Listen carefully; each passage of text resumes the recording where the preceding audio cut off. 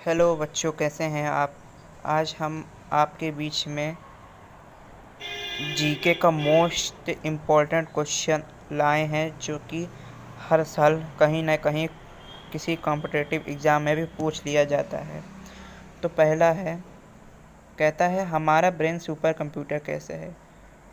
कह रहा है हमारा ब्रेन सुपर कंप्यूटर कैसा है, तो कह रहा है ह्यूमन ब्रेन 1 एक्साबाइट यानी 1 बिलियन GB डाटा स्टोर कर सकता है।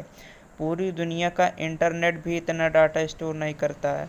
इसका मतलब एक जो इंसान का ब्रेन है, जो ह्यूमन का ब्रेन है, वो इंटरनेट से भी ज़्यादा काम करता है और इंटरनेट से भी ज़्यादा डाटा स्टोर कर सकता है। इसका मतलब ये है, तो इसीलिए हमारा जो ब्रेन है वो सुपर कंप्यूटर कहलाता है।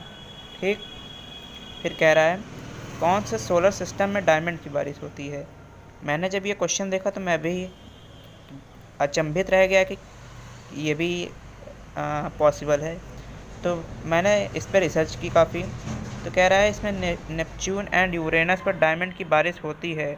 वहाँ प्रेशर इतना ज़्यादा है कि मीथेन गैस कॉम्प्रेस होकर डायमंड बन जाता है और आसमान से गिरता है।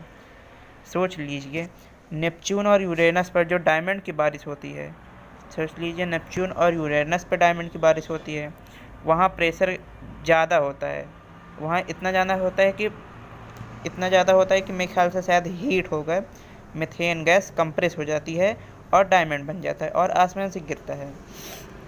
फिर कह रहा है शैम्पू का इन्वेंशन इंडिया में हुआ था। तो अगर कोई पूछे कि शैम्पू का इन्वेंशन कहाँ हुआ था, तो आप क्या बताएंगे? शैम्पू का इन्वेंशन इंडिया में हुआ था। तो दूसरा फैक्ट क्या है, दुनिया का पहला यूनिवर्सिटी कहाँ था?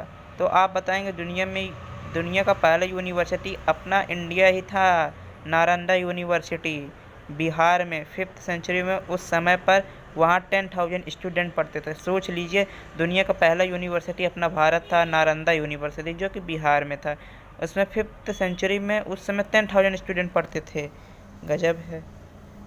कह रहा है स्पेस में रोना पॉसिबल नहीं, क्यों नहीं है? तो कह रहा है स्पेस में रोना पॉसिबल नहीं है, ग्रेविटी नहीं होने के कारण आंसू नीचे नहीं बहाती है, आँख में ही बबल बनकर चिपक जाती है।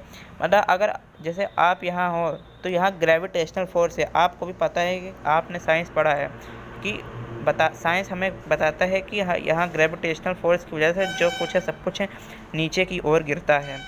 तो स्पेस में ऐसा नहीं है, स्पेस में तो वैक्यूम है।